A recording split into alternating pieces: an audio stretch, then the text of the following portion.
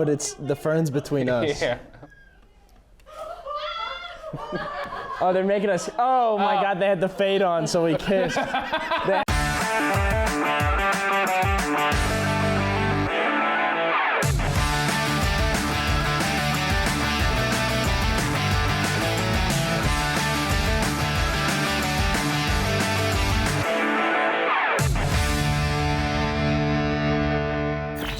Well, what do we have here? Looks like our incredible audience is here for more Nerd Central. Well, I am more than happy to oblige. I'm your host Tyrell, and let's kick it to the news. First, prepare for this just announced film to get stuck in your head, as the Tetris movie releases later this year. The story is based on true events starring Taron Egerton as the Dutch programmer Roger Henk, who is responsible for smuggling Tetris out of the Soviet Union, after teaming up with Russian programmer Alexei Pajitnov. The film calls itself a Cold War-era thriller, and the trailer makes the whole ordeal look quite intense. Will the origin of the highest-grossing game of all time make it for a compelling movie? We'll just have to find out when it releases on March 31st. Second, let's talk about the future of DC's silver screen entertainment. Now that James Gunn is head of DC's film department, there are a lot. So I'll highlight some of the ones that piqued our interest. Coming up first in 2025 is Creature Commandos, a limited 7-episode animated series featuring DC's take on classic movie monsters, working as a strike team for the government. After that, a Superman reboot titled Superman Legacy, showing Clark Kent's early years as Superman, becoming a reporter for the Daily Planet, and learning what being a hero truly means. Moving through some releases, we'll be getting a Booster Gold series, showing the exploits of a time-traveling museum janitor turned superhero. Yes, that's really his origin. Lastly, just in time for the Halloween season in 2027, we'll be getting a Swamp Thing movie, following a scientist who became the agent of nature itself, willing to do anything it can to protect its home. All of these movies and series will be released over a 4-year time span as part of DC's rebooted film franchise, and we're excited to see what James Gunn can do. That's all the time we have for this week of Nerd News, but stick around so we can watch Where It All Began with Jessica, Anime Stitch with Olivia, and Get the Clip with Joe. Take it away. Hello everybody, I am your host Jessica Dobbs, and welcome to Where It All Began.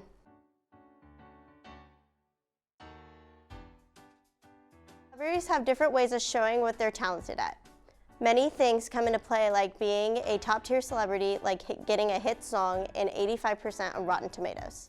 Today, I'll be talking about a particular comedian-songwriter that hit their major stardom from his Netflix documentary, Inside, the one and only Bo Burnham. Robert Pickering Burnham was born in Hamilton, Massachusetts on August 21st, 1990. Burnham began his career on YouTube in 2006, with his videos gaining over 712 million views as of January 2023. Burnham has performed his music in the United States, including Cobb's Comedy Club, YouTube Live in San Francisco, and Caroline's Comedy Club in New York City, and internationally in London and Montreal. Burnham's music and performances tackled such subjects as class, race, gender, human sexuality, sex, and religion. Burnham describes his onstage persona as a more arrogant, stuck-up version of himself. In April 2021, Burnham ended his social media hiatus to announce that May 30th would be release of his 4th special, Inside.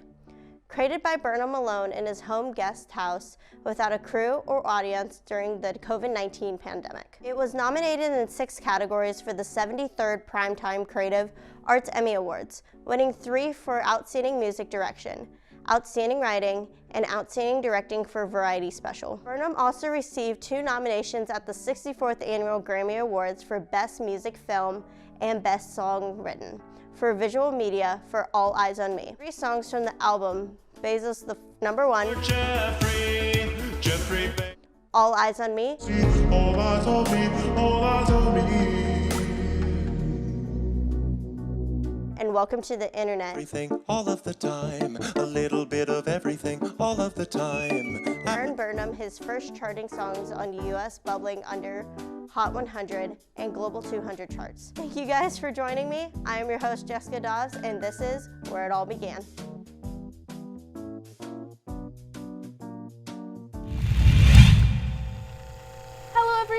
and welcome to Anime Stitch. I'm your host, Olivia Williams. For this episode, since Valentine's was just last week and love is still buzzing in the air, I wanted to share with you guys my favorite romance animes to watch. Let's get started. Starting off, we have Yuri on Ice. Yuri on Ice is about Yuri Katsuki, a figure skater from Japan, and after getting last place in the Grand Prix finals, he ends up leaving the figure skating world, until a video of him ice skating finds its way to Viktor Nikiforov, the best ice skater of his time, and decides to become the coach of Yuri. And throughout the season, they end up falling in love with each other. Next up, we have Ouran High School Host Club. In this anime, you meet Haruhi, the newest student at the prestigious private high school. While walking around, she finds her way into the room of the most popular club, known as the Host Club. After breaking a very expensive vase, Haruhi has two options: paying for it or joining the Host Club. And as the year goes on, the boys start developing feelings for her. The next anime on this list is Toradora. Here, you meet Ryuji, a high schooler who looks very mean, but ends up being the complete opposite, and Taiga, a very short high schooler with a very short temper. After discovering they have a crush on each other's friends, they decide to team up and help each other out. But this ends up backfiring, and they end up falling in love with each other. Alrighty, the next one is Your Lie in April. Here, you meet Arima, a very skilled pianist who stopped playing once his mother died a few years back. And while in the park with his friends, he meets a very skilled pianist named Kiyori. In this anime, it's all about Kiyori helping Imare find his passion in playing the piano once again. Lastly, we have Inuyasha. Here, you meet the main character Kagome, a high schooler from Japan who ends up finding a well in her family's shrine and ends up falling in it and getting teleported to the feudal era of Japan, where she meets the demon Inuyasha and teams up together to save that era and ends up falling in love. Well, that's all I have for you for this week. I hope some of these romance animes caught your attention and maybe you'll end up watching it. Who knows? But I'm your host, Olivia Williams, and this was Anime Stitch. Goodbye!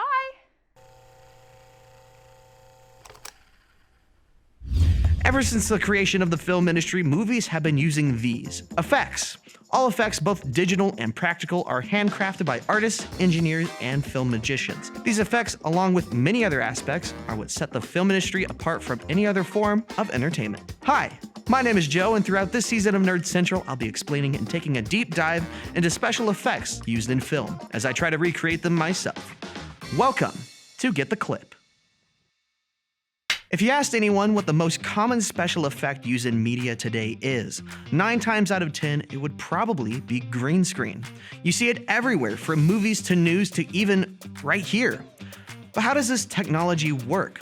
Well, first we need to explain some of the basics. Here's a quick breakdown of compositing. The idea of compositing is the combination of 2 or more visual elements into an image.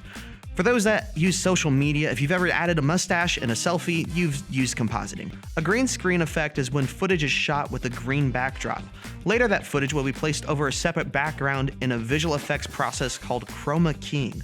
This is where, through the power of technology, you can remove the background in post-production, replacing it with transparency. With this power, I can make Tobey Maguire dance battle me in DDR with Snoop Dogg and Stickbug. This has been used in so many movies to the point where Hollywood has based entire movies off of graphic effects and green screen, Marvel being a great example of full films in green screen. And with all of that, let's go get the clip. All right, so today we've got Libby, Porter, and Kaylin. Say hi, everybody. Hi, everybody. And today we are going to be blowing up my car with this green screen. Are you guys ready? Yes. Let's get the clip. Porter, take off your hoodie. Elsa.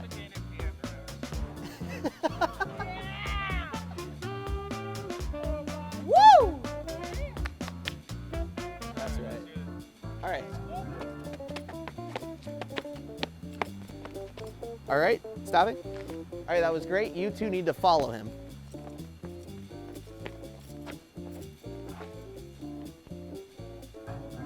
Perfect. That was perfect.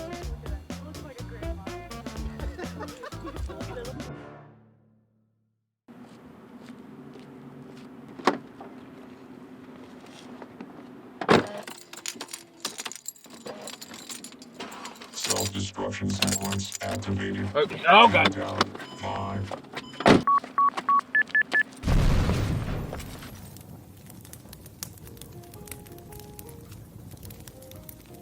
Thank you guys all for tuning in. Come back next week where we'll be talking about Suitmation, and I'll see you guys in the next one. See ya. Hey everyone, it's time for a mid-break interview. But I've never asked you guys a question, so tell me in the comments, what's your favorite movie of all time? Hey, you haven't asked me a question. Yeah, I can't. We have to cut to break. Yeah, just go to the commercial. KZLX is a student-run radio station where Northwest students have complete freedom during their shifts. KZLX also hosts many radio shows such as Nerdmageddon, Revive, Day-to-Day Picks, and more. To learn more, visit kzlxfm.com.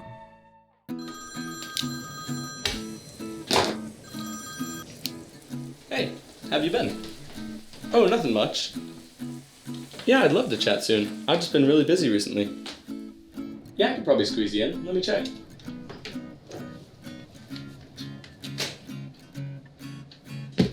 Let's see. How about Wednesday at 6? Alright, sounds good. See you then.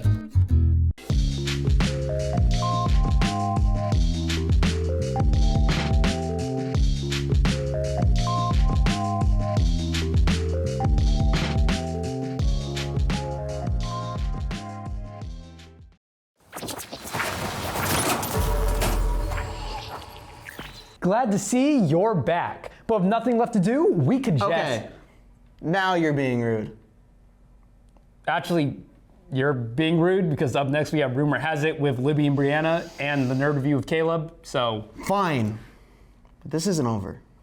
Grab your tea and crumpets because we are heading across the pond for this celebrity gossip. You're watching Rumor Has It. The royal family has been in the eyes of the media for as long as anyone can remember. From Queen Elizabeth ascending the throne, to Princess Diana, to people keeping up with Prince William and Harry growing up, to the latest news, Meghan Markle. Since Prince Harry started dating the former actress Meghan Markle, there has been a lot of controversy about the relationship. Some have even said that the royal family didn't approve of Markle due to the color of her skin and how it would affect the image of the royal family.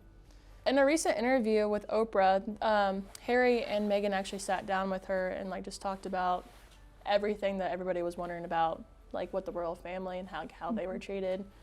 I read that Meghan used to dress in super neutral colors because of the fact that she didn't want to draw attention to herself because of the way she was treated. She felt super outcasted. So she would wear neutral colors to blend into the background because you also can't wear the same colors as the queen. Yeah, because I just remember there was a part in that where she was like, you can't compete with her and everything like that. And she also felt like that with Kate because Princess Diana, everybody adored Kate, and she just felt like she was getting hated on because of her skin color. And the royal family, they do have an image.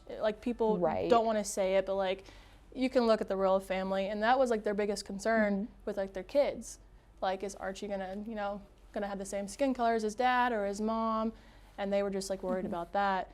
But supposedly somebody in Buckingham Palace said something that they were concerned. Did they not say who said it? No, so they never mentioned. So it's completely anonymous? Yes. Okay. And he said the biggest thing was he was scared what happened to his mom, Princess Di, was going to happen to Meghan. Right. Yeah. I mean, I can't imagine how that must have impacted into his life. Yeah. And then seeing that someone else that he loves and cares about is going through the same exact thing almost. Yeah, and that's just when all this was happening, I just remember everybody was talking about it because it was a big thing. Oh, absolutely. This was the first time that somebody stepped away from the royal family. Right. You just don't do that. I don't know I didn't think you could. I didn't think you could either. I had no idea that was an option. Yeah, no, I was I didn't know that was an option. I thought you were born into it and you just stuck with it your whole life. I had no idea. I just don't think that they should be removed of it, all their titles and everything, because that's still his bloodline. I feel that's his family. Yeah. So if anything were to happen, I know he's fifth in line or something like that. But just in case, if anything were to happen, he already knows how everything works. And then if Meghan tags along, you kind of have to fit into the 20th century. I'm Bree. I'm Libby. Make sure to comment, and subscribe if you want to see more from Rumor Has It. See you next week.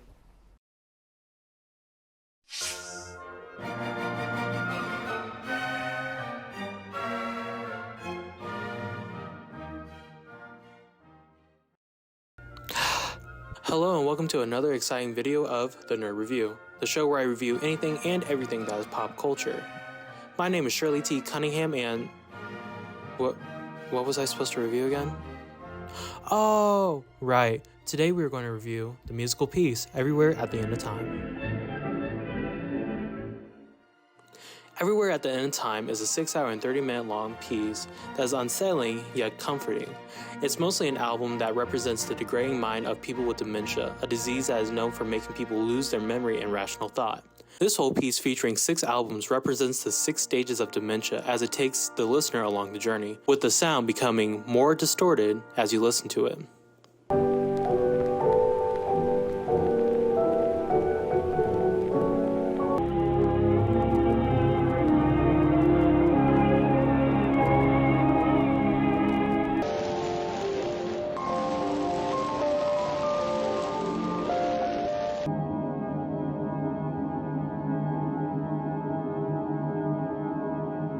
What I like about this album is the fact that the caretaker, the musician behind the work, puts so much elbow grease into each section and stage throughout the whole album, with such vivid details as record static and sampling old sounds and songs.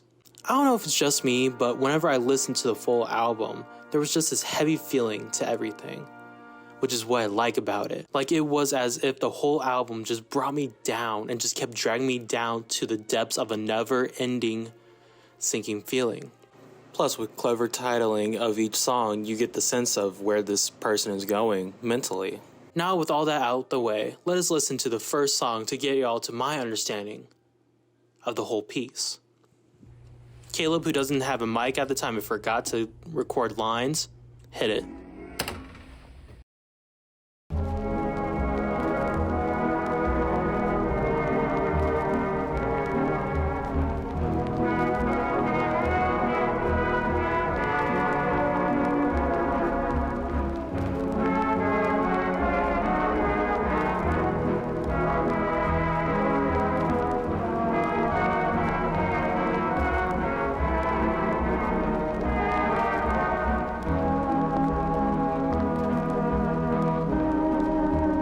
Overall, this was a really great listen. If you're stuck on a 7-hour car ride and want to have existential dread, I recommend it.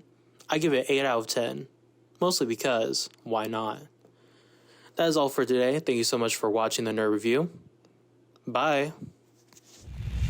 I'm happy to see you all here because coming up after the break, we'll get to another segment of What's the Nerd? Come on. It's the last segment. The least you can ask me is what my favorite movie is. Okay. What's your favorite movie? I forgot.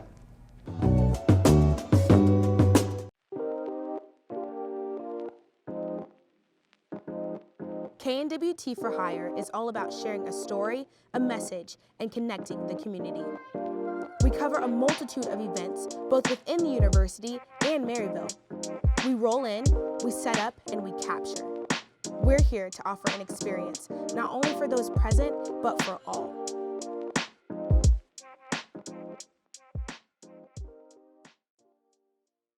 This week on Channel 8 News, we get more updates on the university's presidential candidates, an interview with Jana Green, campus dining changes, and more. For the stories that matter to you, watch new episodes of Channel 8 News at 9 a.m. every Monday and our YouTube page at KNWT TV.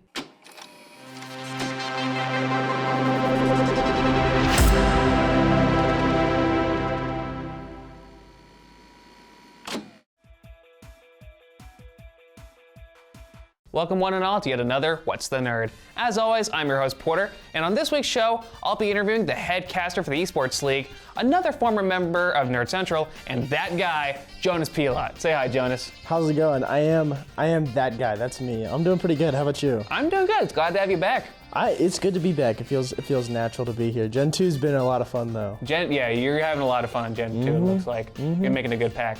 Thank you. Yeah. So speaking of Gen 2.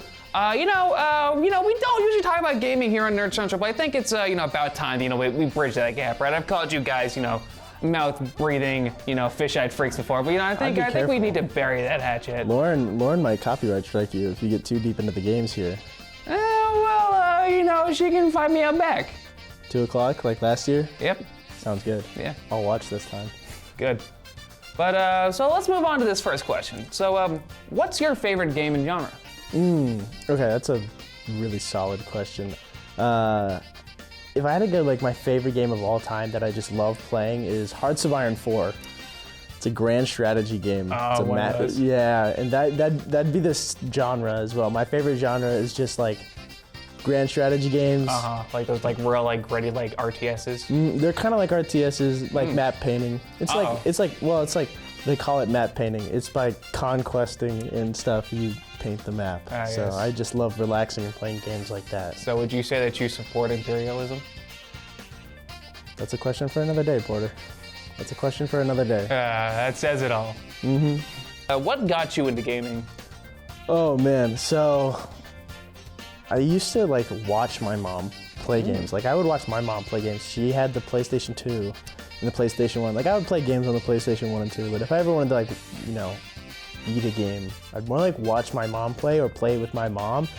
I think the first computer game I ever played, because I'm like a computer gamer, it was this old, like, I don't want to say cathode ray, like, monitor, but that's what it looked like. I mean, the box was this big, and it was Axis and Allies on the computer. On your show, you do Indiana Jones. I do. Yeah, I'm actually really excited to watch more of it. But so, what do you think's your favorite indie game? I don't know. I actually thought about coming today in a full Indiana Jones outfit. But I thought about it, but then I was like, casual. Let's see, favorite indie game, Terraria, 100%. Really? Terraria. Or, I don't know, RimWorld, I kind of classify as an indie game. But it's between Terraria or RimWorld. It's between Terraria or RimWorld. One, like, depending on the mood I'm in. Like, if I want to go beat a bunch of bosses, it's Terraria. But I think my favorite, if I'm allowed to indulge a bit. No, you're not. Oh. Okay, let's hear. But I love Shovel Knight. I've never played Shovel Knight. Really? It was like. But I've heard really good things about it. It is one of the best because like it kind of started like a big indie boom. Or at least it's like where I like first heard about like indie games. It was like, oh, it's like things aren't just made by Nintendo. That's crazy. But no, like it is like one of the most fun experiences I've ever had. So it's like I recommend that you play it on your show because it's balling. So you are the head caster of the esports league, I heard. So what is casting like? It's fun. It is so much fun. First of all, anyone watching this, if you want to cast esports, feel free to reach out to me. My Snapchat is @JonasPilot. Porter, you can put that on TV. I'm giving you permission. Feel free to just add me and hit me up. I can, if you want to get into casting. It's a blast. It's an absolute blast. So we're actually based out of Wells Hall now. Really? We are downstairs in the podcasting room, and we have professional mics set up. We have soundboards, so if you want to get into casting, but you don't want to be on air, but you want to be involved in the behind the scenes, we have producer positions where you can come in and actually just kind of help out with casting by running the soundboard, running sounds, mixing sounds, Bluetooth, stuff like that, that can help out a lot with casting. And then, you know, while you're down there, if you're like, man, this looks really fun, maybe I do want to try out getting on air, then I will gladly put you on air. I'm looking to just get as many people on as possible. The way I got started was like, I was playing League with my friends at home, and I started announcing over a 1v1 my friends were having, and I was announcing over it. I was like, dang, this is a lot of fun. And so I started looking into it, and I was like, Northwest, where I plan on going, is a really good media school anyway, so I started looking into that.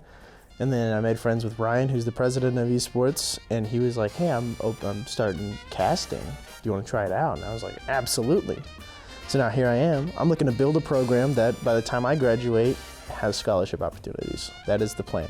That's an incredible story. Wow, I actually did not know that much about casting. I might actually have to check that out myself. We do Valorant, Overwatch, and League. Those are the three main games. Rocket League's a potential one as well. And then if a team gets put together, COD. So where can we find the games once they're like actually being cast? The games when they're being cast, so we cast Monday, Wednesday, and Thursday at 7 o'clock. Sometimes it might change depending on schedules because schedules are kind of crazy. But we cast 7 Monday, Wednesday, Thursday at NW__esports at twitch.com. It's 2 underscores, it's all lowercase. That's where we cast at.